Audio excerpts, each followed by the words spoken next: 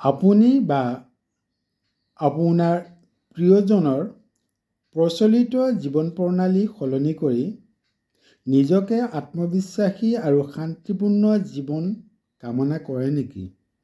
যদিহে কৰে, তেন্তে এই কথাবোৰ এবাৰ অৱশ্যে মন দি শুনিব আৰু জীৱনত প্ৰয়োগ কৰিবলৈ প্ৰয়াস কৰক।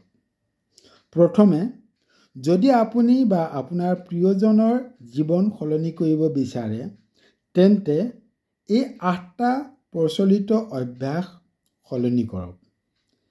প্ৰথম, আপোনাৰ খাদ্যাভ্যাস সলনি কৰক। আপোনাৰ মনোভাৱ সলনি কৰক। আপোনাৰ টোপনি বা খোৱাৰ সময় সলনি কৰক। আপোনাৰ বিবেচনা সলনি কৰক। আপোনাৰ চিন্তাধাৰা সলনি কৰক। আপোনাৰ মানসিকতা সলনি কৰক। আপোনাৰ ধাৰণাৰ সলনি কৰক আৰু আপোনাৰ সম্পৰ্কৰ সলনি কৰক। দ্বিতীয়তে, যদি আপুনি আপোনাৰ বা আপোনাৰ প্ৰিয়জনৰ জীৱনটো শান্তিপূৰ্ণ কৰি গঢ়ি তুলিব বিচাৰে, তেন্তে এই 8টা কাম নকৰাকৈ নাথাকিব।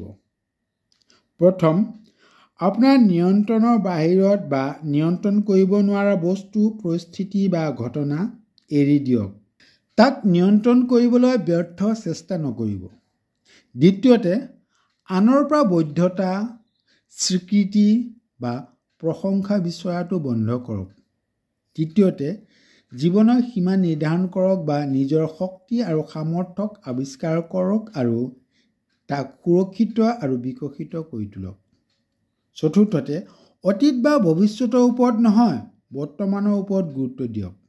পঞ্চমতে, প্ৰতিদিনে প্ৰাপ্তিৰ বাবে কৃতজ্ঞতা প্ৰদান কৰাৰ অভ্যাস কৰক।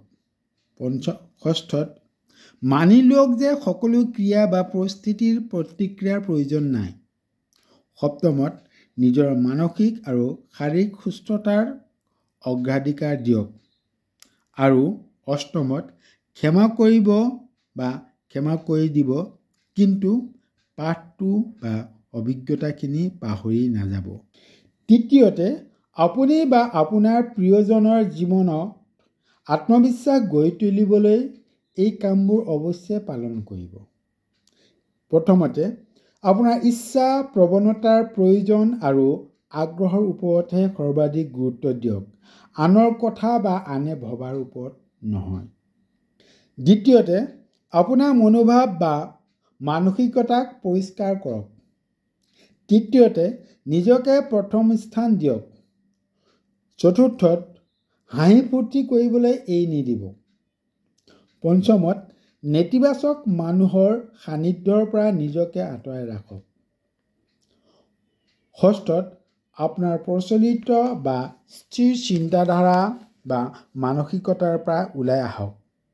সপ্তমত, শক্তিশালী, সুস্থ, সুস্থিৰ আৰু ধনাত্মক দৃঢ় অভ্যাস গঢ়ি তোলক।